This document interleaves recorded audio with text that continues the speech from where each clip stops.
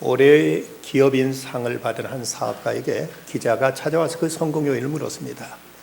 그러자 그 사업가가 대답한 말이 나는 모든 사람을 다 공정하게 대했습니다. 그리고 우리 회사에서 생산되는 모든 제품을 공정한 가격에 늘 공급하곤 했습니다. 그리고 난 모든 일에 정직했고 또 아랫사람들에게 늘 관대하게 대했습니다. 네 가지 요인을 말한 다음에 다섯 번째 요인을 이렇게 말합니다. 몇 해 전에 우리 아버지가 돌아가시면서 250억 원의 돈을 유산을 물려주는 것이 내 사업에 도움이 되었습니다 라고 말하더랍니다. 결국 이 사람이 그 사업을 그렇게 크게 일으킬 수 있었던 데는 부모의 유산이 그게 작용했다는 것이죠. 언젠가 프린스턴 대학교 총장을 지낸 분이 그런 말을 하셨습니다. 자녀가 진정 잘 되기를 원한다면 자식에게 물질적인 유산보다 정신적인 가치를 물려줘라. 물질적인 유산보다 정신적인 가치를 물려주라는 이런 말을 했습니다. 여러분, 강돈욱이라는 사람 이름을 들어보셨습니까? 이분은 독실한 크리스찬이요, 또 교육가로서 또 많은 일을 한 분입니다. 이분은 원래 사무엘 마펫, 우리 이름으로는 마포 삼열 박사로부터 복음을 들었고, 그래서 평안 숭실학교에 다니면서 그는 기독교인이 되었습니다. 그리고는 그 자기 고향에다가 창덕 교회를 개척하고 또 창덕 기독학교를 세워서 교육자로서도 대단한 일을 한 사람입니다. 그는 교회 장로가 되어서 열심히 주님을 섬겼을 뿐만 아니라 자기 딸 이름을 강반석이라고 이름을 짓고, 그리고 학교 교사 중에서 신실한 그리고 크리스찬이었던 김형직이라는 사람을 자기 사위로 삼아서 딸과 가정을 이루게 해줍니다. 그런데 당시 일제 때 기독교인에 대한 박해가 점점 심해지자 이 강돈욱은 자기 딸과 사위를 만주로 피신시켰고, 그리고 그 둘 사이에서 낳은 아들이 영특하고 리더십이 강했던지라 그를 당시 러시아로 보내서 그곳에서 교육받게 했습니다. 근데 그 러시아가 공부한 사람이 누군지 아십니까? 그 이름이 김성주이고 우리가 알려진 대로 김일성입니다. 김일성은 1948년 10월 10일 북한 조선민주주의 인민공화국 주석이 되면서 자기에 반대하는 모든 목사들을 다 구속시켰고, 그리고 무엇보다도 6.25 한국전쟁을 일으킴으로 이 땅의 분단과 비극을 초래한 주범이 되고 말았습니다. 한 가정에서 신앙을 물려주지 못한 것으로 일어난 민족의 비극의 역사가 이렇게 이루어졌던 것입니다. 언젠가 북한을 방문했던 양승은이라는 목사님이 북한에 가서 김일성 전기를 보고 거기서 이런 구절을 보았다고 합니다. 어머니는 일요일마다 내 손을 붙들고 교회에 갔다. 목사의 설교는 길고 지루하기만 했다. 어머니는 계속 졸고 있었다. 자녀에게 신앙을 물려주지 못함으로 인해서 저 북한 땅이 공산화되고 이 나라는 또 분단의 아픔을 그대로 유지하고 있습니다. 그런데 이런 비극이 성경에도 그대로 나타나 있는 것을 보게 됩니다. 여호수아가 가나안 땅을 정복하고 나서 여호수아가 죽게 되자 사사기에 보면 그런 이야기가 나옵니다. 에브라임 산지에 미가라는 자가 있었는데 자기 어머니의 돈을 훔쳤다가 이걸 돌려주니까 어머니가 그 돈을 가지고 집에 우상을 만들고 또 그 우상을 섬기도록 제사장 한 사람을 이제 불러들여서 자기 집 제사장으로 삼습니다. 그런데 그때 단지파가 자기들의 과일초소를 찾다가 그 집에 들렸다가 그 집에 있는 신상을 뺏어가고, 그리고 그 집에서 제사장으로 있던 사람을 단지파의 제사장으로 삼는 이야기입니다. 사사기 18장 30절 31절 말씀. 단 자손이 자기들을 위하여 그 새긴 신상을 세웠고 모세의 손자의 게르솜의 아들인 요나단과 그의 자손은 단지파의 제사장이 되어 그 땅 백성이 사로잡히는 날까지 이르렀더라. 하나님의 집이 실로에 있을 동안에 미가가 만든 바 새긴 신상이 단 자손에게 있었더라. 여기서 대단히 충격적인 사실은 이스라엘 백성을 애굽에서 이끌어낸 민족의 지도자 모세, 그의 아들이 게르솜이고 바로 또 그 게르솜의 아들 그리고 모세의 손자가 바로 요나단으로서 바로 그 단지파 우상의 제사장이 되고 말았다는 사실입니다. 모세가 민족을 해방시키는 일은 그토록 위대한 일을 했지만 그가 자기 가족을 믿음으로 세우지 못했던 까닭에 바로 그 손자 가운데서 이런 우상의 제사장이 나타났다는 이런 충격적인 비극적인 사실이 바로 성경에 기록되어 있습니다. 우리가 믿음을 갖는다는 게 대단히 중요한 일입니다. 하지만 그 믿음이 내 대해서 끝나버리고 만다면 내 후손 가운데 어떤 불행한 어떤 비극적인 일이 일어날지 모른다는 이런 경계가 성경에 통해서 우리에게 귀감이 되고 있습니다. 오늘 구약의 말씀 보면 자손에게 축복과 저주를 물려준 한 가족의 이야기가 나옵니다. 노아의 홍수 사건 후에 이제 홍수가 다 거치게 되자 노아는 그 땅에 포도나무를 심었고 그리고 포도에서 포도 열매를 거둬가지고 포도주를 마시고 흠뻑 취하게 됩니다. 그러면 벌거벗은 채 그냥 자기의 장막에서 잠들어 있는 모습을 그의 아들 함이 보고 밖에 나가서 이것을 떠벌렸고 여기에 대해서 셈과 야벳은 뒷걸음질 들어가가지고 아버지의 그 부끄러운 모습을 덮어드는 일로 인해서 아버지로부터 큰 축복을 받게 된 내용이 본문에 기록되어 있습니다. 작은 아들 함에게 가나안은 저주를 받아 그 형제의 종들의 종이 되기를 원한다. 또 셈과 야벳에게는 셈의 하나님 여호와를 찬송하리로다. 가나안은 셈의 종이 되고 하나님이 야벳을 창대하게 하사 셈의 장막에 거하게 하시고 가나안은 그의 종이 되게 하시기를 원하노라 하며 이렇게 축복과 저주가 자식들에게 물려지게 됨을 볼 수가 있습니다. 여기서 먼저 우리가 노아의 모습을 먼저 생각할 필요가 있습니다. 이 노아에 대해서 창세기 6장 8절과 9절 말씀 보면 노아는 여호와께 은혜를 입었더라. 이것이 노아의 족본이라. 노아는 의인이요 당대 완전한 자라. 그는 하나님과 동행했더라고 이렇게 말씀하면서 그를 당대 완전한 자, 또 그리고 의로운 자라고 이렇게 기록하고 있습니다. 그리고 신약 성경에도 보면 믿음으로 노아는 아직 보이지 않는 일에 경고하심을 받아 경외함으로 방주를 준비하여 그 집을 구원하였으니 이로 말미암아 세상을 정죄하고 믿음을 따르는 이의 상속자가 되었느니라 하고 말씀합니다.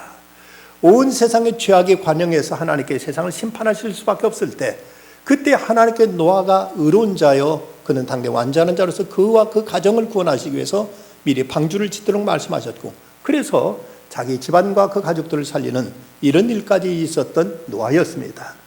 그럼에도 불구하고 그에게는 결정적인 실수가 있었습니다. 먼저 그는 자기 자신을 절제하지 못하는 이런 우를 범하게 됩니다.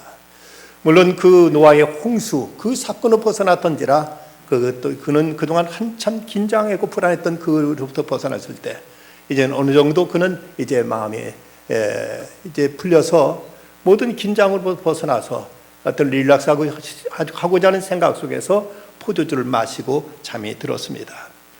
포도주를 마시다는 그 자체만 가지고 우리가 무조건 정죄할 수는 없습니다.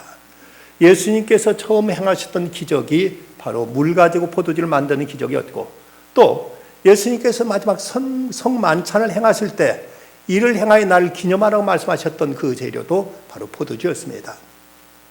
하지만 성경에 보면 이것을 과용할 때 나타날 수 있는 많은 해독에 대해서도 성경 경고하고 있습니다. 노아가 취했다고 성경 기록하고 있는데 21절에 취했다는 말은 히브리어로 수아카르라는 단어인데 이건 잔뜩 마셨다는 이런 표현입니다.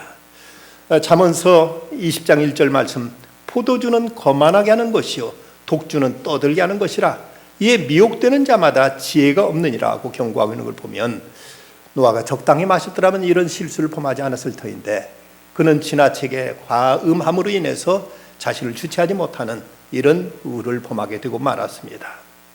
또 하나 그가 잘못한 점은 그는 다른 사람을 실족해 하는 이런 죄를 범하게 되었습니다. 노아가 비록 이제 포도주에 취했더라도 그가 자기 방에 가서 문을 걸어 잠그고 단정하게 잠들었더라면은 이런 이제 사고가 없었을 것을 그는 취했다는 이유로 문도 제대로 이제 관리하지 않고 들어가서 벌거벗은 모습으로 그대로 잠들어 버립니다. 이것을 그 아들 함이 보고 밖에 나가 떠버린 것으로 인해서 자식으로 하여금 범죄할 수 있는 이런 이제 단초를 제공했다는 점에서 또 하나 노아의 그 잘못이 나타난 것입니다. 우리가 항상 긴장하고 항상 완벽하게 행할 수는 없지만 내가 행하는 행동이 혹시라도 다른 사람을 실족해 하거나 다른 사람을 걸려 넘어지게 한다면 이건 무서운 죄가 될 수가 있습니다. 그래서 성경에 보면 실족하게 하는 일들이 있음으로 말미암아 세상에 화가 있도다. 실족하게 하는 일이 없을 수는 없으나 실족하게 하는 그 사람에게는 화가 있도다라고 이렇게 경고합니다. 다윗의 생애로 보면 일생에 가장 큰 그의 잘못이 있다면 그는 우리아 장군의 아내를 범하고 그리고 우리아 장군을 적지에 내보내서 죽게 한 일이었습니다. 근데 그 일의 단초는 바로 그 밧세바라는 여자가 왕이 훤히 볼 수 있는 자리에서 옷을 벗고 목욕한 그것이 그 시험에 빠지게 되는 하나의 계기를 마련하게 됩니다. 얼마든지 여인의 몸을 가리고 씻을 수도 있을거늘 어떤 이유에 있었던지 모르지만 또 왕이 훤히 볼 수 있는 자리에서 여자가 옷을 벗고 목욕을 함으로 이로 인해서 본인도 그리고 다윗도 엄청난 죄를 범하게 되는 이런 단초를 마련하게 되었던 것입니다. 사람이 짓는 죄의 단계를 보면 먼저 그가 짓는 죄가 있는가 하면 이 죄를 회개하지 않고 반복하는 죄가 있고 그리고 그것을 합리화하고 이것을 정당화하는 죄가 있고 나아가서 다른 사람까지도 이제 죄짓게 만드는 이런 그 단계를 점점 이어져 간다고 합니다. 그런데 여기서 노아는 자기가 잘못했을 뿐만 아니라 이로 인해서 자식들을 실족해 하는 이런 죄를 범하게 되었습니다. 또 하나 노아는 자식을 저주하는 잘못까지 범하게 됩니다. 25절 말씀 가나안은 저주를 받아 그 형제의 종들의 종이 되기를 원하노라. 함의 아들 가나안을 이제 저주하는데 그런데 그 가나안이 22절 가나안이 아버지 함이 그 아버지 하체를 보고 밖으로 나가서 그 두 형제에게 알렸더라. 왜 여기서 지금 노아의 부끄러운 모습을 고했던 것은 함이었는데 둘째 아들 함이었는데 함의 아들은 가나안까지 저주하는 이유가 뭔가? 어떤 이 여기에 대해서 해석하기를 함이 받을 형벌의 가혹함을 더하게 하기 위해서 가나안으로 대표되는 그의 후손들을 저주했다. 자식이 저주받는 것이 부모에게는 가장 큰 형벌이라면 바로 이를 위해서 함을 저주하기 위해 그 고통을 더하기 위해서 이제 가나안까지 저주했다고 이렇게 해석하는 사람이 있는가 하면 또 어떤 이는 가나안이 노아의 수치를 처음 목격했고 그 사실을 함에게 구한 진짜 범죄의 하수인이 공범이라고 이렇게 말하면서 맨 처음 단초는 그 손자인 가나안이 제시공했다고 이래서 그가 이런 저주를 아버지와 함께 받게 되었다고 말하기도 합니다. 그런데 그럴지언정 부모로서 자식을 저주하는 일이 과연 정당하고 이것이 바른 일이겠는가? 예수님께 십자가 지실 때 그토록 조롱하고 예수님께 침뱉고 막대기로 때리는 그 무리들을 향해서도 아버지여 저들을 사하여 주옵소서 자기들이 하는 것을 알지 못함입니다 하면서 오히려 예수님 그들을 위해서 기도해 주셨다면 어쨌든 무슨 말로 해도 여기서 노아가 자식을 저주한 모습은 결코 바람직하다고 말할 수가 없을 것입니다. 다음 함의 태도를 우리가 살펴보면 22절에 가나안의 아버지 함이 그 아버지의 하체를 보고 밖으로 나가서 그의 두 형제에게 알렸다고 말씀하고 있습니다. 이 말씀만 보면 함에게 그다지 큰 잘못이 없어 보입니다. 자기가 본 사실 그대로 전한 것 위에 뭘 과장했거나 덧붙인 것 없고 없는 사실을 얘기한 것도 아닌데 그것 때문에 저주까지 받아야 될 이유가 뭐냐 하는 이런 이해가 제기될 수가 있을 것입니다. 하지만 말씀을 유심히 살펴보면 그에게 많은 문제가 있었음을 발견하게 됩니다. 먼저 그는 아버지의 수치를 계속 주시하고 쳐다봤다는 사실입니다. 오늘 말씀 가나안의 아버지 함이 그의 아버지 하체를 보고 라고 성경에 기록되어 있는데 이 보고라는 단어 히브리어 라라는 단어는 흥미있게 계속 주시했다는 이런 뜻을 가지고 있는 단어입니다. 어떤 힐끗 쳐다본 것이 아니라 그 모습을 보고 계속 주시하면서 그 모습을 집중해서 그것을 보고 즐겼다는 이런 뜻입니다.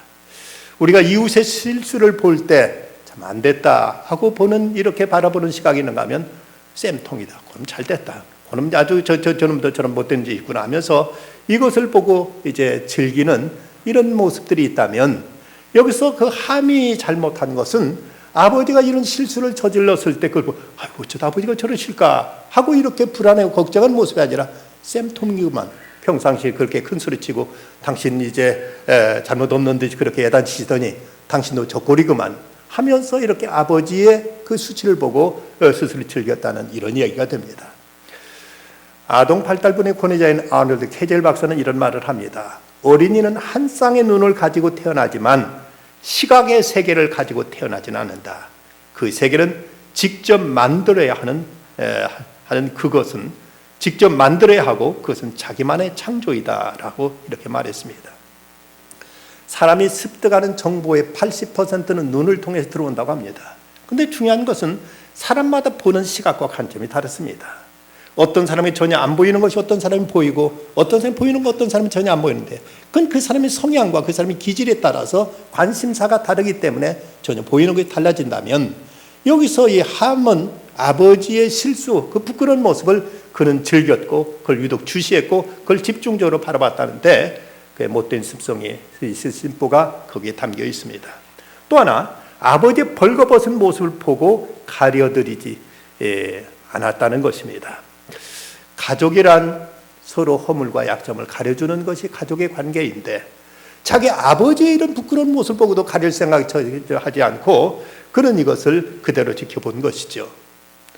여러분 부모가 자식 키울 때 보면 아이들이 잠잘 때 이불에도 걷어차고 자면 아이도 배탈 날까 감기 들까 부모는 몇 번이고 하룻밤에도 몇 번이고 자는 아들 이불을 다시 덮어주고 감싸주는 것이 부모의 모습인데 아버지가 이런 실수를 했을지언정 그는 당연히 마땅히 그것을 가려드려야 되거나 전혀 가려들 생각조차 하지 않고 그는 이제 그것 그대로 나와버린 것입니다.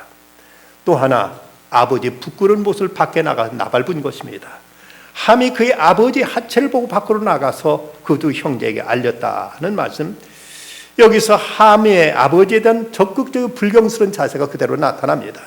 정상적인 부자의 관계라면 자식이 아버지의 모습을 이제 목격했다면 차마 입 밖에 내기도 조심스러웠을 텐데 아무렇지 않은 듯 아주 신나고 재미있는 일 본 것처럼 밖에 나가 이걸 떠버리면서 형제들한테 자기가 자랑하듯 이런 얘기를 고하고 있는 모습은 뭐라고 해도 그의 심보가 착하고 온전하다고 말할 수가 없을 것입니다. 죄인들의 심리는 자기 자신이 잘못하는 걸 다른 사람들도 잘못해가지고 그래서 어떤 동료의식을 갖게 되는 것이 갖게 되기를 바라는 것이 죄인들의 심리라고 하죠. 그런 얘기도 있죠. 예배당에 좀 늦게 오면 미안한 마음이 없지 않아 있습니다. 그런데 자기보다 더 늦게 오는 사람이 있으면 반갑다는 거죠. 그 늦게 오는 사람이 장로님이나 권사님이면 더 반갑다는 것입니다. 이런 분도 이러니까 내가 잘못한 것은 괜찮았냐 하는 이렇게 생각하는 인간들의 어떤 죄에 대한 동료의식이 바로 이 함에게 있었던 것입니다. 우리가 다른 사람의 허물을 함부로 비난하지 말 것은 성경 오늘 신약의 말씀 비판받지 아니하려거든 비판하지 말라.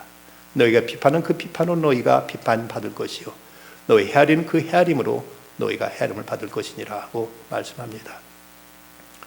25년 동안 MBC 기자 그리고 뉴스 앵커로 일하다가 이것을 때려치고 목사가 된 사람이 있습니다. 지금 저 강남에서 목회하고 있는 베이직교회 조정민 목사의 이야기입니다. 이분이 KBS 무한도전의 나쁜 기억 지우개 특집에 멘트로 출연해가지고 이런 말을 하고 있습니다.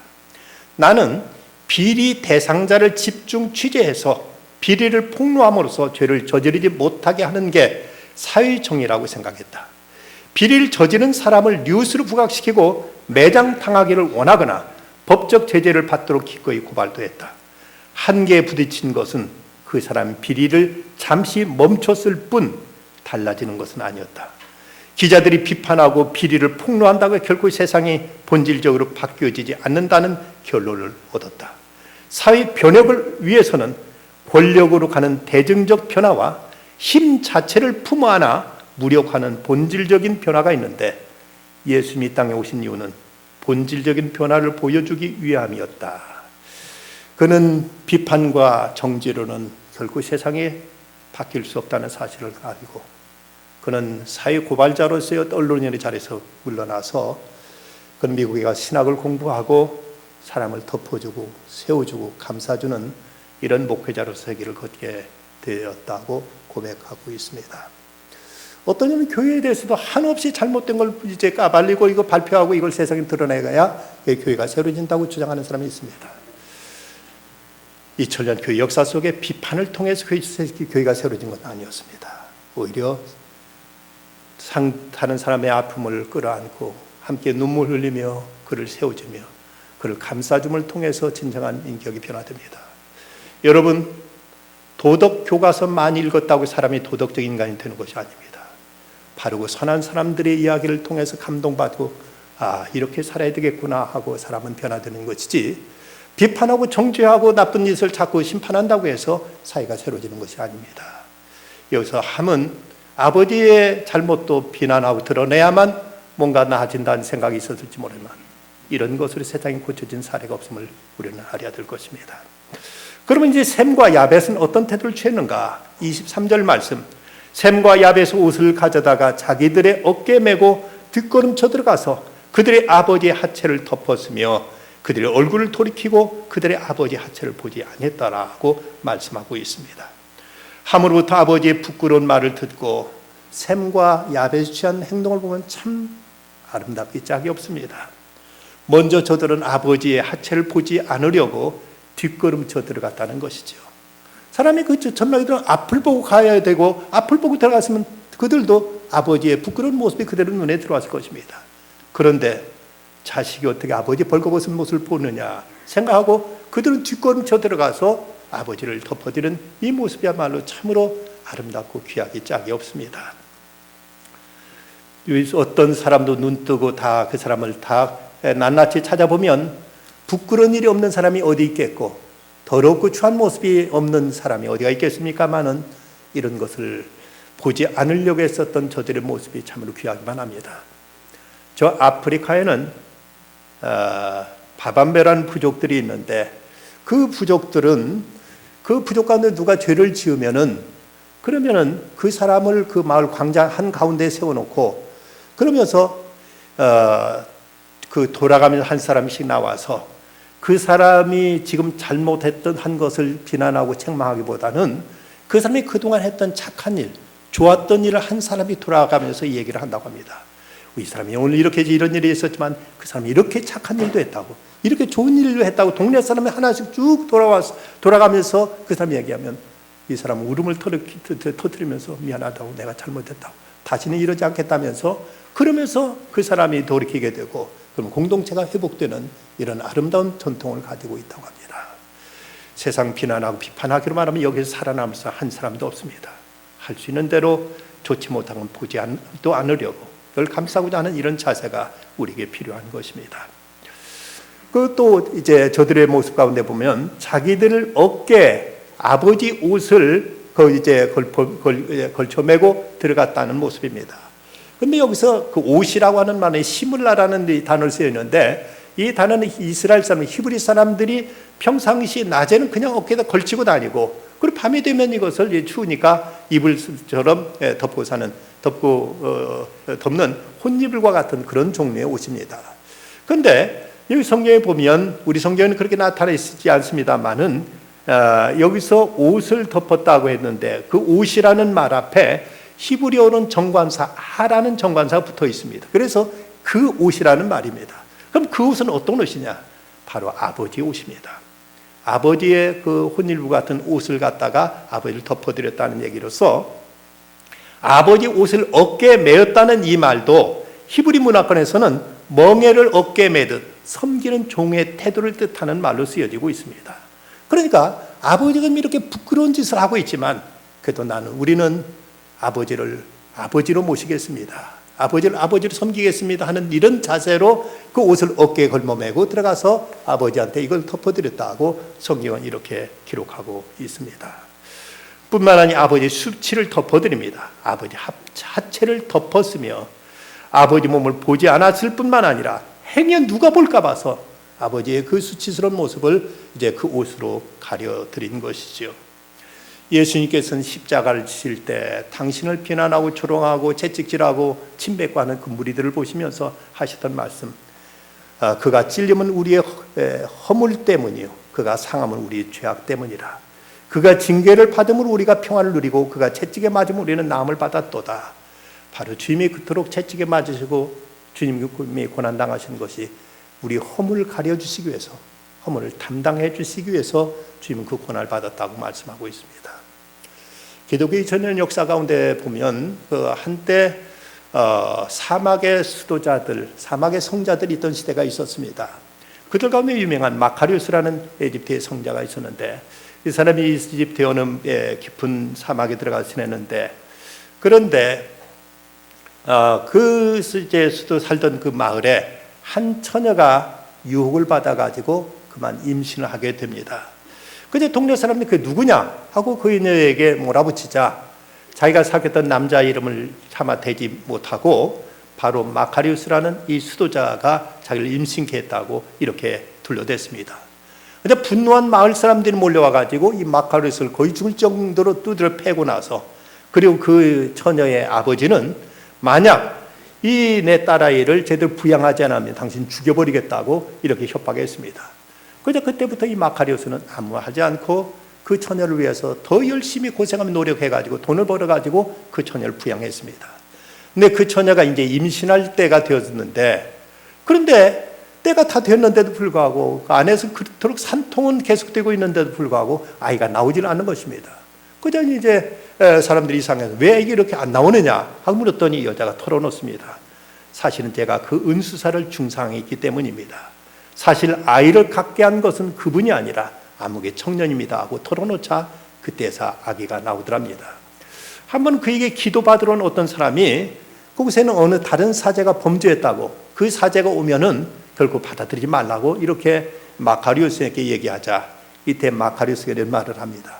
그 사제가 비록 죄인일지라도 주님은 그를 용서하실 것이고 나는 사실 그 사제보다 더 큰 죄인이라고 이렇게 자신을 결코 그 사람을 자기는 비난하지 않겠다고 이렇게 말했다고 합니다. 이 마카리우스 제자였던 페멘도 참으로 다른 사람의 허물을 비난하기보다는 감싸주는 일에 앞장섰던 사람이었는데, 한 수도사가 페멘에게 묻습니다. 형제가 잘못하는 걸 보면 어떻게 해야 됩니까? 묻자 페멘이 대답하기를, 우리가 형제의 허물을 덮어주는 순간 하나님께서 우리 허물을 덮어주시고, 우리가 형제의 허물을 드러내는 순간 하나님도 우리의 허물을 드러내신다라고 말했다고 합니다. 여러분, 누구나 자기 허물이 감춰지기를 바라지 이거 드러나기를 원할 사람은 아무도 없을 것입니다. 그러면서도 우리는 다른 사람의 허물을 쉽게 얘기하면 그 순간 하나님 우리들의 허물을 드러내실 것이고, 우리가 다른 사람의 허물을 감춰줄 때 하나님께서도 우리들의 허물을 감춰주신다고 이렇게 가르쳤습니다. 여러분, 어떻게 되기를 원하십니까? 누구나 부끄러운 일이 없는 사람이 없고 약점이 없는 사람이 없다면 내 자신의 허물이 가려지기를 위해서라도 우리는 형제의 허물을 덮어주는 일에 힘써야 될 것입니다. 이런 이 함과 또 셈과 야벳, 저들에 대해서 아버지로부터 놀라운 축복과 저주가 나타나게 됩니다. 셈의 하나님 여호와를 찬송하리로다. 가나안은 셈의 종이 되고 하나님이 야벳을 창대하게 하사 셈의 장막에 거하게 하시고 가나안은 그의 종이 되게 하시기를 원하노라고 말씀합니다. 여기서 셈의 하나님 여호와를 찬송하리로다라고 말씀하는데, 찬송한다는 말은 히브리의 바라크라는 단어인데 이 말은 대상에 따라 전혀 뜻이 다르게 나타납니다. 하나님을 향하여 이 바라크라는 단어가 쓰일 때는 찬송한다는 뜻이지만, 이 바라크라는 단어가 사람에게 쓰여지면 축복한다는 이런 뜻으로 쓰여지고 있습니다. 그래서 하나님께는 지금 찬송이 되지만 여기서 셈과 야벳에게는 이것이 축복이 된다는 이런 말씀을 해석될 수 있습니다. 야벳을 창대하게 하신다는 말은 야벳의 공간을 넓혀주신다는 뜻으로 그들이 영토나 인구뿐만 아니라 문명과 문화에도 해당되어서 야벳의 후손인 구라파 사람들, 그들의 문화와 과학, 철학, 법률 등 모든 면에서 저들이 창성하게 되었습니다. 또 저들에게 셈의 장막에 거하게 하신다는 이 말씀은 셈의 종교적인 축복에 동참한다는 것으로서 예수님은 셈족 가운데 유대인으로 오셨고 복음이 유럽으로 전해져 로마의 꽃 피우고 이거 전 세계로 퍼지는데 야벳의 후손들이 쓰여져서 예언이 역사 속 그대로 성취된 것을 보게 됩니다. 여러분, 1963년도에 미국의 존 F 케네디가 오스월드라는 청년에게 암살됩니다. 케네디가 죽게 되었을 때, 그리고 나서 그의 부인이었던 영부인이었던 제클린 여사는 그리스의 선박왕 오나시스와 재혼하게 되었습니다. 근데 그 재혼하게 되는 그 이유가 자기 아들들에게, 자녀들에게 경제적인 안정을 주기 위해서 재혼했다고 이렇게 알려져 있습니다. 자기는 무려 23살이나 많은 노인인 오나시스와 결혼함으로 인해서, 그래서 그 당시 돈으로 무려 2천만 불이나 되는 엄청난 돈이 그 자식들에게 유산으로 물려줄 수 있었습니다. 하지만 그의 아들인 케네디 2세는 그 돈으로 유명한 여배우들과 연문을 뿌리고 다녔고 자유분방하게 살다가 자신이 조종하던 비행기 사고로 인해서 그 아내와 함께 목숨을 잃고 말았습니다. 이 비극적인 사건으로 목숨을 잃은 그 케네디 2세는 아버지보다도 8살이나 적은 불과 39살의 비명에 숨지고 말았습니다.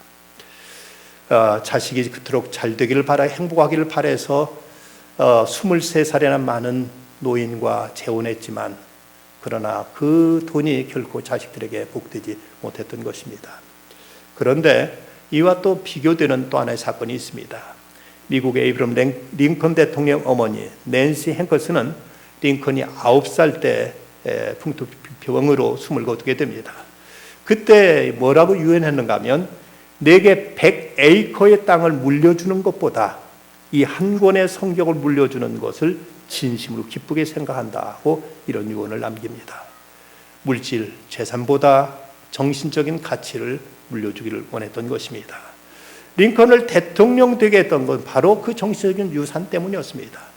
그는 제대로 정규적인 학교도 제대로 못 다녔지만 늘 성경을 읽으면서 이를 통해서 인생의 바른 가치를 알았고 인생의 바른 도리를 알아서 그 대통령이 되자 노예를 해방하면서 미국 역사상 가장 위대한 대통령으로 그는 우뚝 설 수가 있었던 것입니다.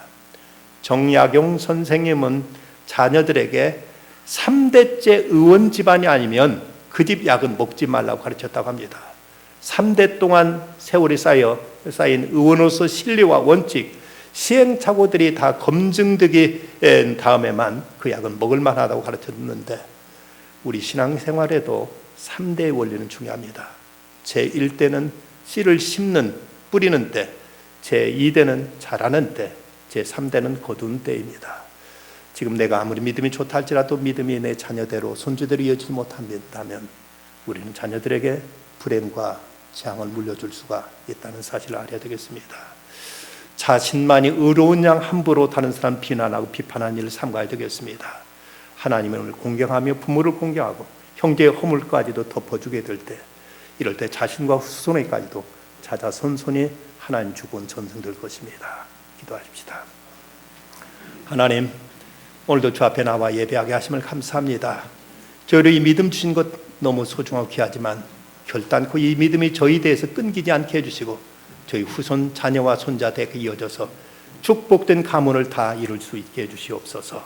예수님의 이름으로 기도드리옵나이다.